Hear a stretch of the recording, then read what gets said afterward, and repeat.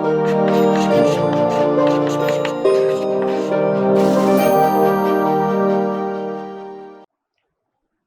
Friends, हम लोगों ने पिछले वीडियो में लेखांकन में जब लेखांकन वाले एंगल से देखते हैं तो कौन कौन से प्रावधान रहते हैं उनको देखा था। एक चीज छोटी सी थी जो छूट गई थी, जो मैंने नहीं कवर की थी, वो इस वीडियो में बता देता हूँ कि साझेदारी फर्म में जो भारतीय साझेदारी अधिनियम है वो दो चीजें इंश्योर कराता है कि मान लीजिए किसी साझेदार ने साझेदारी फर्म के परिसंपत्तियों का प्रयोग किया या फिर साझेदारी फर्म के लेन देनों का प्रयोग किया और जिससे उसको व्यक्तिगत फायदा हुआ। क्या हुआ? उसको फायदा हुआ। या फिर पहली स्थिति समझ गया, मतलब उसने साझेदारी फर्म के परिसंपत्तियों का प्रयोग किया, किसी भी वजह से उसको, उसके लेन देन की वजह से उसको फायदा हो गया। या फिर वो ऐसे बिजनेस में काम कर रहा है जिसमें उसकी फर्म भी काम कर रही है, जो पार्टनरशिप फर्म है वो भी उसी बिजनेस में काम कर रही है, और इस प्रकार के बिजनेस में काम करने की वजह से उसको जो फायदा हुआ वो फायदा भी उसको फर्म को देना पड़ेगा। उसको अपना हिस्सा मिल जाएगा लेकिन वो फायदा उसका नहीं माना जाएगा, फर्म का माना जाएगा। क्यों? क्योंकि आप साझेदार हो तो साझेदार की तरह काम करो ना। आपको पता है कि कंपनी आपकी किस किस फील्ड में काम कर रही है, आपको तो एडवांटेजेस पता चल गए हैं, अंदर की डिटेल्स पता है, तो आप उसी में व्यवसाय करने लगोगे। तो फिर आप साझेदार क्यों रहो? फिर आप तो अपना अलग से व्यवसाय स्टार्ट कर दो। तो हमारे यहाँ पर यह प्रावधान है हमारे अधिनियम में कि अगर आप साझेदार हो तो आपको पूरा उस तरह से, एक तरह से वो ईमानदारी इंश्योर कराता है कि आप बेईमानी ना कर पाओ, इस तरह की चीज है। तो वो एक पॉइंट था। उसके बाद हम लोग विशिष्ट पहलुओं की बात करते हैं लेखांकन के दृष्टिकोण से। विशिष्ट पहलू का मतलब क्या है कि जो स्पेशली इसमें होते हो, और नॉर्मली एकल स्वामित्व वाला जो हम लोग देखा था, सोल प्रोप्राइटरशिप, उसमें किस तरह से लेखांकन किया जाता था वैसा ही है। उनको छोड़ करके कुछ ऐसी चीजें होती हैं जो साझेदारी फर्म में ही आपको देखने को मिलेंगी, एकल स्वामित्व में नहीं मिलेंगी। तो क्या क्या हो जाती हैं? साझेदार के पूंजी खाते का अनुरक्षण, अनुरक्षण को हम लोग बोलते हैं मेंटेनेंस।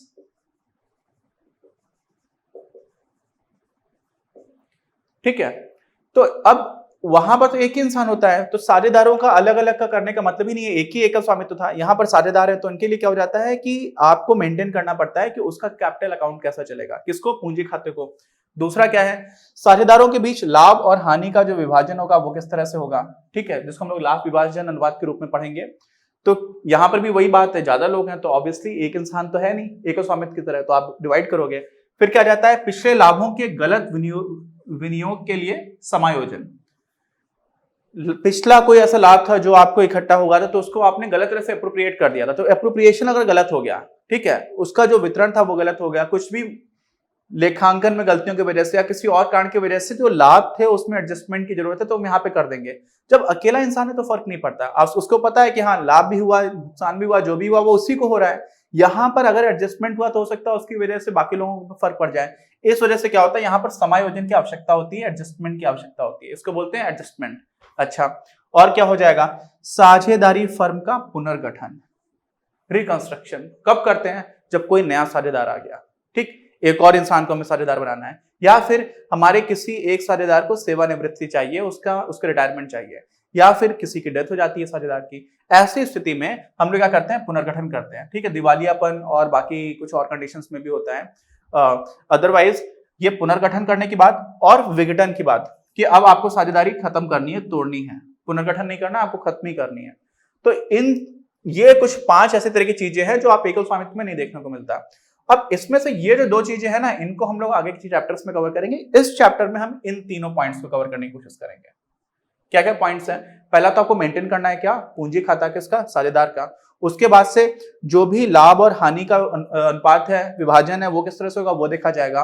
और अगर पहले से हम लोगों ने कुछ भी किसी भी वजह से कुछ एडजस्टमेंट करने की जरूरत है तो हम वो कर लेंगे। कब? जब हमें लाभ या फिर हानि, दोनों ही, सिर्फ लाभों के लिए नहीं होता है, हानि के लिए भी अगर कुछ गलत विनियोग हो गया, पहले से गलत तरह से अप्रोप्रिएट कर दिया है, तो उसको भी हम लोग क्या करते हैं? एडजस्टमेंट कर लेते हैं, ठीक है।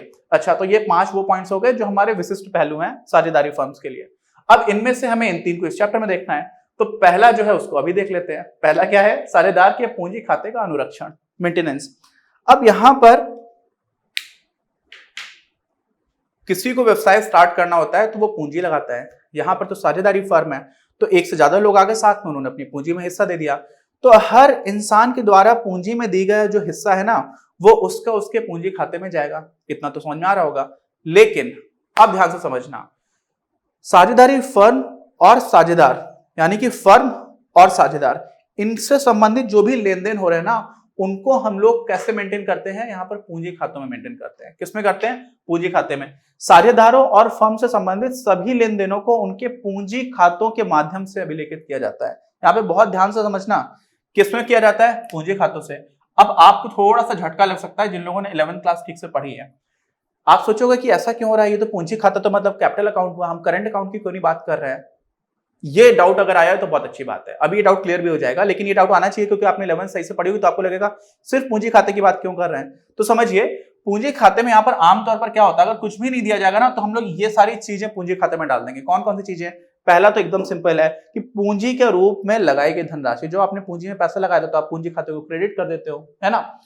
क्योंकि कैपिटल होता है तो हम लोगों ने देखा था 5 तरह का जो खातों का विभाजन रहता है, उसमें से पूंजी अगर बढ़ रही होती है तो उसको क्रेडिट कर देते हैं। तो आपने जो भी पैसा लगाया उसको आप क्रेडिट कर दोगे, जमा पक्ष में डाल दोगे। अच्छा, पूंजी को अगर आपने निकाला तो आप डेबिट कर दोगे, सिंपल है। पूंजी की निकासी तो भी पूंजी खाते में जाएगा, इसमें भी कोई आपत्ति नहीं है। लाभ का भाग, अब लाभ तो एक तरह का रेवेन्यू है और उसको हम लोग पूंजी खाते में क्यों ले रहे हैं, उसको हम करंट अकाउंट में क्यों नहीं ले रहे हैं, ये क्वेश्चन आना स्टार्ट हो जाता है। अच्छा, ऐसे ही पूंजी पर ब्याज, इंटरेस्ट, वो भी एक तरह की इनकम वाली चीज है, रेवेन्यू है, कैपिटल टाइप का तो है नहीं कि हमेशा बना रहेगा। तो इसको भी हम लोग क्यों पूंजी में डाल रहे हैं, इसको हम लोग क्यों नहीं करंट अकाउंट या फिर चालू खाते में डाल रहे हैं। अच्छा, फिर आहरण पर ब्याज, आहरण मतलब आपने पैसे निकाले तो आपने जो पैसे निकाल लिए हैं, इसका मतलब क्या हो जाएगा कि आपका अगर पूंजी खाता ही है तो आप डेबिट करोगे क्योंकि पूंजी कम हो रही होगी। लेकिन आहरण पर जो आप ब्याज दे रहे होगे वो पूंजी को और कम कर देगा क्योंकि आपने पैसे निकाल लिए, तो आपकी देनदारी फर्म के प्रति बनती है, तो वहां पर भी क्या हो रहा है, डेबिट हो जाएगा। लेकिन ये भी हम लोग पूंजी खाते की बात कर रहे हैं। और फिर वेतन और कमीशन, इससे क्रेडिट हो जाएगा, इससे आपका पूंजी खाता बढ़ेगा क्योंकि आपको वेतन मिलना है, आपको कमीशन मिलना है। आपने फर्म के लिए कुछ काम किया तो वेतन मिलेगा, आपने कोई डील कराई तो उसमें फर्म की तरफ से आपको कमीशन मिलेगा। अच्छा, तो ये सारी चीजें हम लोग क्या करते हैं, पूंजी खाते में समायोजित करने की कोशिश करते हैं। लेकिन जिसको मैंने ये लाइन खींची हुई है वहां पर ऐसा लगता है यार ये पूंजी वाला नेचर तो नहीं है इसका, है ना। ये आयगत जो होता है ना, दो तरह की चीजें रहती है, एक होता है रेवेन्यू नेचर का और दूसरा रहता है कैपिटल नेचर का। तो पूंजीगत तो दिख नहीं रहा है, ये सारी चीजें आयगत वाले नेचर की लग रही हैं। और इसी कंफ्यूजन की वजह से दो तरह से हम लोग इस तरह के अकाउंट को मेंटेन करते हैं। एक होता है आपका स्थिर पूंजी विधि और दूसरी होती है अस्थिर पूंजी विधि। अब हिंदी और इंग्लिश में ट्रांसलेशन में कई चीजें खो जाती हैं। अस्थिर बोला गया, अस्थिर मतलब होता है कि जो एक जगह पर फिक्स ना रहे, लेकिन उसको फ्लक्चुएटिंग बोलते हैं। तो फ्लक्चुएटिंग का मतलब होता है कि बढ़ भी सकता है, घट भी सकता है, बढ़ता रहेगा, घटता रहेगा, बढ़ता रहेगा। यानी कि क्या बढ़ता घटता रहेगा, जो पूंजी खाते में, यहां पर पूंजी विधि है, पूंजी खाते में जो आपका बैलेंस होगा वो घटता और बढ़ता रहेगा। यहां पर क्या रहेगा, यहां पर स्थिर रहेगा। तो आप सोचोगे यहां पर स्थिर कैसे रहेगा, अब समझ लो आराम से। देखो, जब हम लोग अस्थिर विधि की बात करते हैं, किसकी बात करते हैं, अस्थिर विधि की, तो ये जो कुछ बताया गया ना, ये अस्थिर विधि के लिए। इसमें हम इन सारों चीजों को भी पूंजी खाते का ही हिस्सा मान लेते हैं। किसको, इन सभी को, समझ रहे हो। पूंजी खाते में लाभ का भाग भी मान लेते, तो आप तो सोचोगे तो रेवेन्यू नेचर का है, आयगत नेचर का है, लेकिन ठीक है कोई बात नहीं, हम यहाँ पर मान लेते हैं कि ये सारी चीजें भी आपके पूंजी खाते को प्रभावित कर रही होंगी। तो आप समझ लो, अगर लाभ हुआ है तो क्या हो जाएगा, पूंजी बढ़ रही होगी, तो इसका मतलब क्रेडिट हो रही होगी, जमा पक्ष में जाएगा, है ना। पूंजी पर ब्याज आपको मिला है तो ये भी जमा पक्ष में चला जाएगा, क्यों, क्योंकि इससे भी पूंजी बढ़ रही होगी। आहरण आपने निकाला है, आहरण पर ब्याज दे रहे हो तो इससे कम हो रही होगी, इससे डेबिट हो जाएगा, नाम पक्ष में जाएगा। वेतन कमीशन से भी जमा पक्ष में चला जाएगा। अच्छा, दूसरा जो मेथड होता है वो क्या होता है, स्थिर पूंजी विधि। स्थिर पूंजी विधि बोलती है कि भाई पूंजी खाता अलग रखो, चालू खाता अलग रखो। पूंजी खाते में सिर्फ क्या क्या चीजें रखो, जो आपने पूंजी के रूप में पैसे लगाए। अब आपने एक बार पैसे लगा दिए, आपका पार्टनरशिप डीड कई सालों के लिए चल रहा है, ना ही आप उसमें और पैसे बढ़ा रहे हो, जिसको हम लोग बोलते हैं क्या, एडिशन नहीं कर रहे हो, उसको हिंदी में बोलते हैं सन्निविष्ट, है ना। बड़ा कठिन शब्द है, क्या लिखा हुआ था अपनी किताब में, सन्निविष्ट, कि अगर आप एडिशन नहीं कर रहे हो तो भी कोई फर्क नहीं पड़ेगा, ठीक। अगर आपने एडिशन कर दिया तो फिर फर्क पड़ जाएगा, तो आप पूंजी और बढ़ा दोगे और क्रेडिट कर दोगे। या फिर आपने पूंजी को निकाला, निकासी कर दी, तो भी आप क्या कर दोगे, कम कर दोगे। और ये निकालोगे, एडिशन करोगे, कब करोगे, वो आपके पार्टनरशिप डीड में लिखा होगा, है ना। पुनर्गठन हो रहा होगा या कुछ भी ऐसा हो रहा होगा जिसकी वजह से अगर आपने अपनी पूंजी बढ़ाई तो परिवर्तन होगा, किसमें, पूंजी खाते में। सिर्फ क्रेडिट बैलेंस रहेगा अदरवाइज, क्योंकि किसमें तो आपने सिर्फ पैसा जमा किया था, वो तो आपका लगा हुआ है। या फिर बढ़ाने या निकालने पर ही परिवर्तन होगा, और बढ़ाओगे घटाओगे कब, जो ऐसा आपको पार्टनरशिप डीड में बताया गया है वैसा। अच्छा, और बाकी सारी चीजें हैं जो आपका लाभ का हिस्सा है, पूंजी पर ब्याज है, आहरण पर ब्याज है, बाकी सारी चीजें, वेतन है, कमीशन है, उन सारों के लिए हम क्या करते हैं, चालू खाता मेंटेन करके रखते हैं, करंट अकाउंट, है ना। और यहां से जो हम लोगों ने कक्षा 11 से पढ़ा था उस हिसाब से हमें लगेगा कि ये तरीका जो है वो ज्यादा सही है। क्या लगेगा? ये तरीका ज्यादा सही है। क्यों? क्योंकि हम लोग को पता है यार चालू खाते वाले नेचर की सारी चीजें हैं, ये सब आयगत प्रकृति की हैं, पूंजीगत की तो है नहीं, तो इनको मैं अलग से मेंटेन कर दो। लेकिन कोई फर्क नहीं पड़ता है, ठीक है, यहां पर कोई फर्क नहीं पड़ता। आपको अगर कुछ भी नहीं बोला जाएगा ना तो आप फ्लक्चुएटिंग मेथड को यूज करोगे, ठीक है। बाय डिफॉल्ट आप ये मानोगे कि पूंजी खाते में ये सारी चीजें मानी जाती हैं। अगर आपको स्पेसिफिकली बोला गया कि आप स्थिर पूंजी विधि का प्रयोग करें तब हम लोग दो खातों में तोड़ेंगे, नहीं तो हम एक साथ तोड़ देंगे, ठीक है, एक ही साथ ही सबको रख देंगे, तोड़ेंगे नहीं। यहां पर आप क्या करेंगे? दो में डिवाइड कर देंगे। अच्छा, इनका प्रारूप कैसा दिखता है? बिल्कुल वैसा ही जो कक्षा 11 में हम लोगों ने पढ़ा है, लेकिन फिर भी एक बार देख लेते हैं कि हमारी जो पूंजी स्थिर पूंजी विधि है, फिक्स्ड कैपिटल मेथड है, उसमें कैसे दिखते हैं हमें अकाउंट्स? उसमें दो अकाउंट्स हो जाएंगे और यहां वाले में क्या रहेगा? एक ही अकाउंट रहेगा। तो वो कैसा दिखेगा, उसका पूरा प्रारूप है, उसको देख लेते हैं एक बार। बाकी उसके बाद से हम लोग इस चैप्टर को आगे कंटिन्यू करेंगे। तो दोनों विधियों की हमने जो बात की है, एक स्थिर पूंजी विधि है और दूसरी फ्लक्चुएटिंग यानी कि अस्थिर पूंजी विधि है। उन दोनों में किस तरह से खातों का प्रारूप दिखता है उसको देख लेते हैं फटाफट। बहुत ही सिंपल है, 11th क्लास में हम लोगों ने ऑलरेडी देखा हुआ है, बस एक बार थोड़ा सा और उसको अच्छे से देखने के लिए मैं ये बता रहा हूँ। तो चलिए स्टार्ट करते हैं। स्थिर पूंजी विधि में क्या होता है? आप पहले तो एक पूंजी खाता बनाते हो और एक चालू खाता बनाते हो। सबसे बड़ा डिफरेंस तो यही है।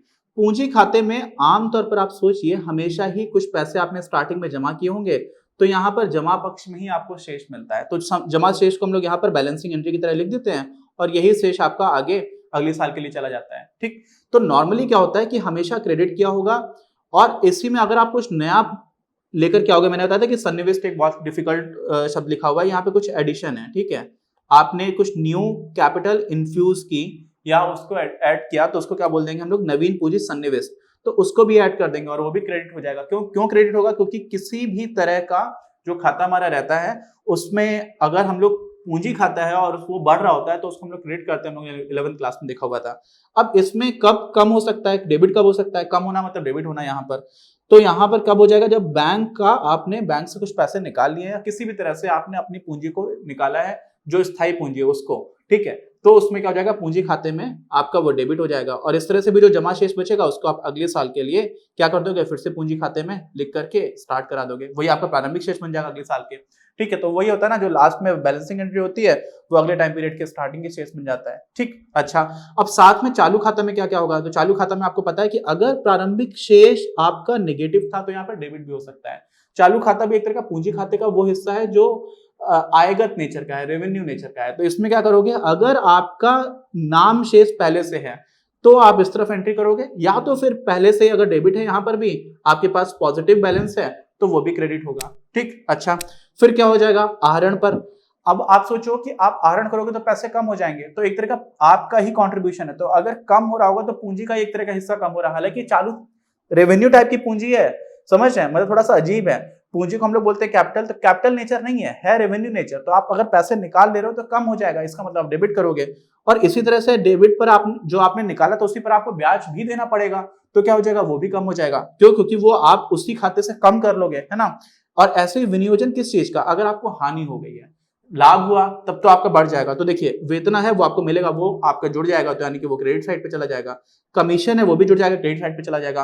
पूंजी पर ब्याज है वो भी आपको मिलेगा तो क्रेडिट साइड पे जाएगा। लाभ आपको होगा तो भी क्रेडिट साइड पे जाएगा, ठीक, अगर लाभ हो गया है तो। लेकिन अगर हानि हो गई तो क्या हो जाएगा? वो डेबिट साइड पे चला जाएगा। ऐसे ही अंतिम शेष जो है वो आपकी बैलेंसिंग एंट्री है। किस तरह से? अगर मान लीजिए आपको कुल मिलाकर के जमा पक्ष ज्यादा था तो आप अंतिम शेष जो है वो डेबिट साइड पर कर दोगे, यानी कि नाम पक्ष में कर दोगे, तो यहाँ पर आपका अंतिम शेष आ जाएगा और इसी को आप क्या कर दोगे? अगले साल कंटिन्यू कर दोगे।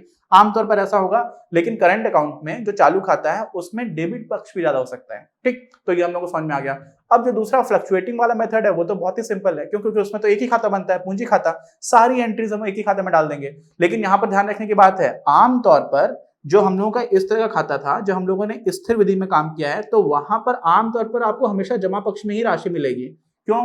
क्योंकि आप फ्लक्चुएट तो कर नहीं रहे हो। बहुत ही रेयर होता है कि न्यू कैपिटल का आपने इन्फ्यूजन किया, क्या बोलते हैं, सन्निवेश, और या फिर आपने पूंजी निकाल ली, बहुत रेयर होता है। अदरवाइज यहाँ पर हमेशा जमा पक्ष में मिलेगा। चालू खाते में कुछ भी हो सकता है, लेकिन जो आपका अस्थिर है, फ्लक्चुएटिंग मेथड है, उसमें क्या हो जाएगा? उसमें आपका पूंजी खाता लगातार हर वर्ष के अंत में या लेखावधि में बदलता रहेगा। क्यों? क्योंकि आप सारी एंट्रीज उसी में डाल रहे हो, ठीक है। तो उसको भी देख लेते हैं।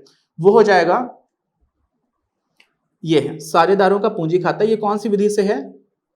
घट बढ़ अस्थिर पूंजी, ठीक है, ये घट बढ़ भी लिखा हुआ है क्योंकि मैंने बोला था ना अस्थिर जो है बहुत अच्छा शब्द नहीं है, फ्लक्चुएटिंग का ट्रांसलेशन। एनीवेज, अब इसमें क्या है, अगर आपका डेबिट पक्ष में बैलेंस रहा, जिसके चांसेस कम है बट हो सकता है, यहाँ पे कुछ भी हो सकता है, लेकिन तो फिर आप क्या करोगे, डेबिट पक्ष का शेष है तो उसको आपने यहाँ से लिख दिया। अदरवाइज अगर आपका क्रेडिट पक्ष का शेष था तो आपने उसको यहाँ से स्टार्ट कर दिया।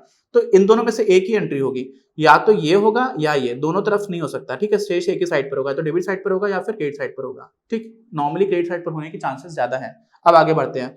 अब क्या किया, वही चीज है, आहरण यानी कि आपने ड्राइंग्स कर लिया, पैसे निकाल लिए तो कम हो जाएगा बैलेंस, डेबिट कर दोगे। आहरण पर ब्याज आपको देना है वो भी कम हो जाएगा, ठीक है। लाभ हानि में अगर आपको हानि हो गई तो भी कम हो रहा है तो भी डेबिट हो जाएगा। अंतिम शेष आपका ये क्या हो जाएगा, बैलेंसिंग एंट्री हो जाएगी। बढ़ेगा कैसे कैसे, आपको वेतन से बढ़ेगा, कमीशन से बढ़ेगा, और साथ में पूंजी पर आपको ब्याज मिला होगा तो बढ़ेगा, लाभ हो जाएगा तो बढ़ेगा, ठीक है।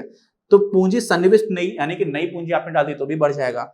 आपकी पूंजी कुल मिलाकर के जैसे ही बढ़ रही हो, वेतन है तो भी बढ़ गया, पूंजी पर ब्याज है तो भी बढ़ गया, लाभ हानि में लाभ मिला तो भी बढ़ गया, और इसके बाद से आप यहाँ पे शेष निकाल दोगे, ठीक है। तो नॉर्मली ऐसा होगा कि इस बार ये टोटल बैलेंस ज्यादा रहेगा तो आपका जो शेष वाली एंट्री होगी वो इस तरफ हो जाएगी, और ये अल्टी फिर से क्या हो जाएगा, जमा पक्ष में चला जाएगा, ठीक है। नॉर्मली ऐसा होगा, नॉट नेसेसरली हमेशा ऐसा हो, लेकिन आपको समझ में आ रहा है ना, ओवरऑल अंडरस्टैंडिंग हो रही है। तो हम लोगों ने कुल मिलाकर के सिर्फ प्रारूप देखा कि एक अस्थिर विधि वाला था जिसमें हम लोग ने एक ही खाता बनाया हुआ था, और स्थिर विधि यानी कि फिक्स्ड कैपिटल मेथड जो था उसमें हम लोगों ने 2 खाते बनाए हुए थे, बस इतना देखना था। बाकी इसी चैप्टर को हम लोग आगे कंटिन्यू करते हैं। कोई डाउट है तो प्लीज कमेंट बॉक्स में लिख करके बताइए। मिलते हैं हम लोग अपने अगले वीडियो में। चैनल सब्सक्राइब नहीं किया तो प्लीज सब्सक्राइब द चैनल, और बाकी लोगों के साथ शेयर करिए और लाइक करिए। मिलते हैं। इस वीडियो के प्रायोजक हैं आप, और अगर आप ऐसे ही और वीडियोस बनाने में हमारी मदद करना चाहते हैं तो पैट्रियन पर जाकर या फिर स्क्रीन पर दिए गए QR कोड को स्कैन कर अपना योगदान जरूर दें। अपनी क्लास का उद्देश्य आप सभी के लिए आप ही की भाषा में गुणवत्तापूर्ण शिक्षा उपलब्ध कराना है। कक्षा 12 तक के सभी प्रमुख विषयों पर हम वीडियोस बना रहे हैं, और कुछ विषयों पर वीडियोस आपके अपने चैनल अपनी क्लास की ही अन्य प्लेलिस्ट पर अपलोड भी हो चुके हैं। ज्ञान के प्रकाश से देश को सशक्त बनाने के हमारे इस प्रयास में इस चैनल को सब्सक्राइब करके और लोगों के साथ शेयर करके अपना बहुमूल्य योगदान जरूर दें। पढ़ेगा इंडिया तो बढ़ेगा इंडिया।